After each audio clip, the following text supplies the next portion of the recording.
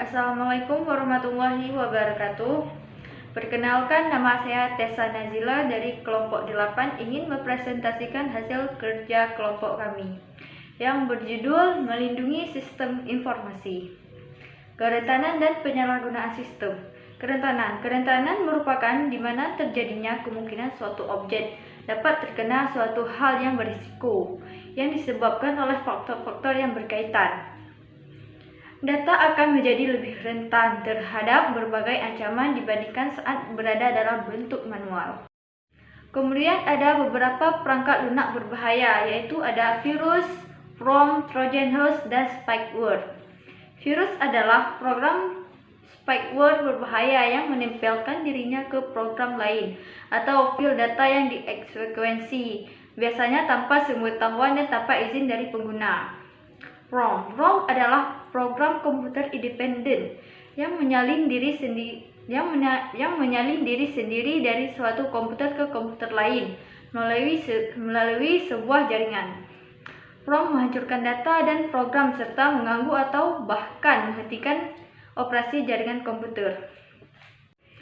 Peretas dan kejahatan komputer.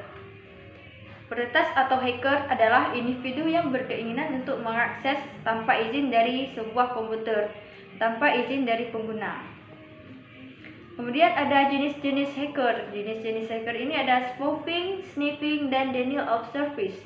Spoofing adalah aktivitas penyebaran situs dengan cara mengarahkan tautan web ke sebuah alamat yang berbeda dari yang dituju. Sniffing adalah sebuah program penyadapan yang memantau informasi melalui sebuah jaringan. Beberapa ancaman, yaitu ada ancaman global. Ancaman global mengacu pada kemungkinan tindakan atau serangkaian kriminal yang berupaya mendapatkan akses ilegal ke data. Kemudian ada ancaman internal. Ancaman internal, penelitian telah menemukan bahwa pengguna yang tidak memiliki banyak pengetahuan adalah penyebab utama dari pelanggaran keamanan jaringan. Oke, sekian dari saya. Selanjutnya akan diteruskan oleh teman saya. Baik, terima kasih. Kerentanan perangkat lunak, yaitu kesalahan perangkat lunak memiliki ancaman konstan pada sistem informasi yang menyebabkan kerugian yang tak terhitung dalam sisi produktivitas. Permasalahan terbesar dari perangkat lunak adalah keberadaan bugs yang tersembunyi atau kode program yang cacat. Kecacatan pada perangkat lunak tidak hanya menghalangi kinerja, tetapi juga menciptakan kerentanan keamanan yang membuka jaringan terhadap para penyusup. Selanjutnya, ada nilai bisnis keamanan dan pengendalian, yaitu banyak perusahaan enggan untuk membelanjakan uangnya untuk keamanan karena tidak berhubungan langsung dengan pendapatan penjualan. Namun, melindungi sistem informasi menjadi sangat penting bagi operasional bisnis dan layak untuk dipertimbangkan ulang. Selanjutnya, ada persyaratan hukum dan peraturan untuk manajemen arsip elektronik, yaitu ada undang-undang portabilitas dan akuntabilitas asuransi kesehatan.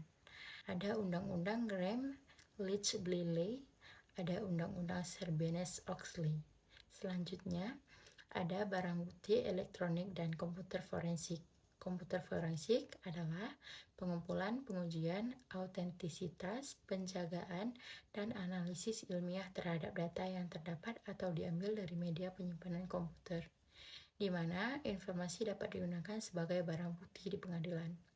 Selanjutnya, membangun kerangka kerja untuk pengamanan dan pengendalian, yaitu pengendalian sistem informasi adalah keseluruhan kegiatan dalam bentuk mengamati, membina, dan mengawasi pelaksanaan mekanisme pengelolaan sistem informasi, khususnya dalam fungsi-fungsi perencanaan informasi, transformasi, organisasi, dan koordinasi. Selanjutnya ada penilaian risiko.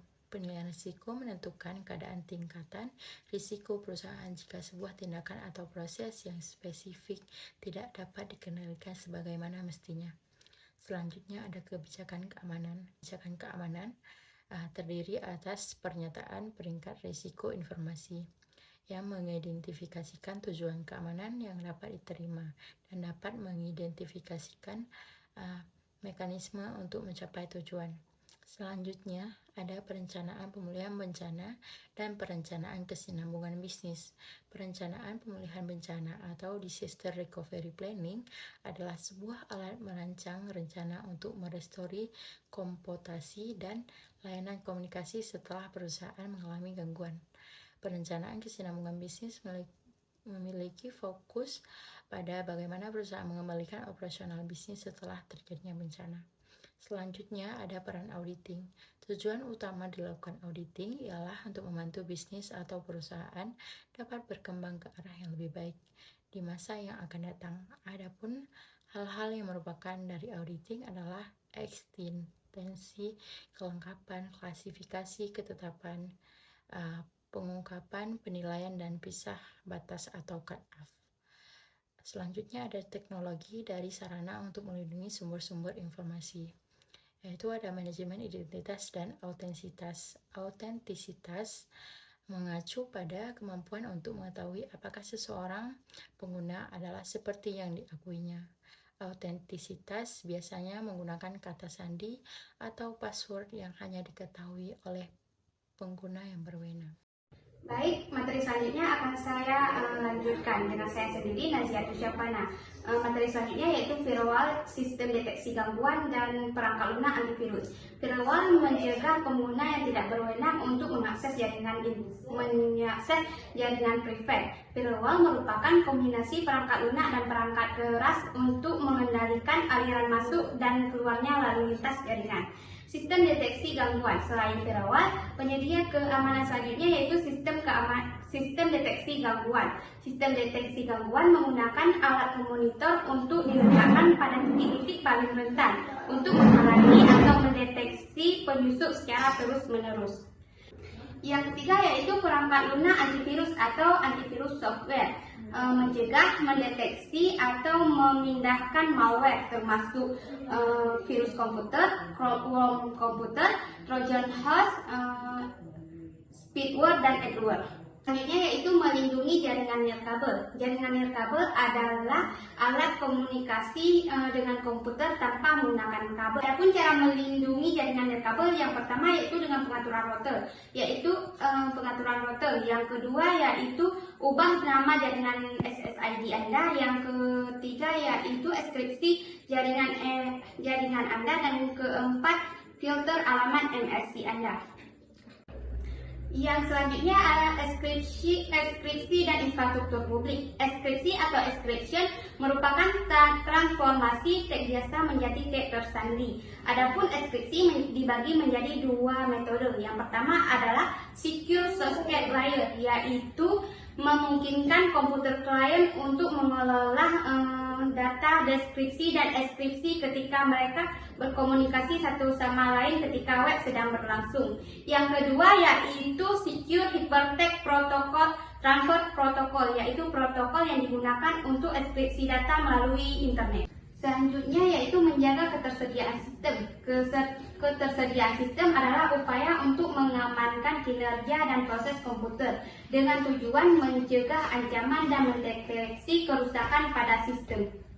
Yaitu isu keamanan cloud computing dan mobile digital platform. Adapun tantangannya yaitu keamanan dalam cloud computing. Keamanan dalam cloud computing mengacu pada serangkaian kebijakan, teknologi, dan kontrol yang melindungi data, aplikasi, dan infrastruktur awan yang terkait. Yang kedua yaitu mengamankan platform mobile. Sebaiknya perusahaan menggunakan perangkat mobil yang didukung, dilindungi, dan digunakan untuk menghapus dan mengunci data-data yang hilang sehingga mereka tetap aman. Baik, materi selanjutnya yaitu menjaga kualitas perangkat lunak. Mengapa kualitas dari perangkat lunak harus kita jaga? Karena ketika kita mengembangkan suatu aplikasi, banyak hal-hal yang terlewatkan. Ketika tahapan kualitas perangkat lunak ini kita lewatkan, maka kepercayaan untuk merilis suatu aplikasi akan lebih rendah. Sebaliknya, ketika kita menjaga kualitas perangkat lunak ini, maka kepercayaan untuk merilis suatu aplikasi akan lebih tinggi. Sekian presentasi dari kelompok kami. Assalamualaikum warahmatullahi wabarakatuh.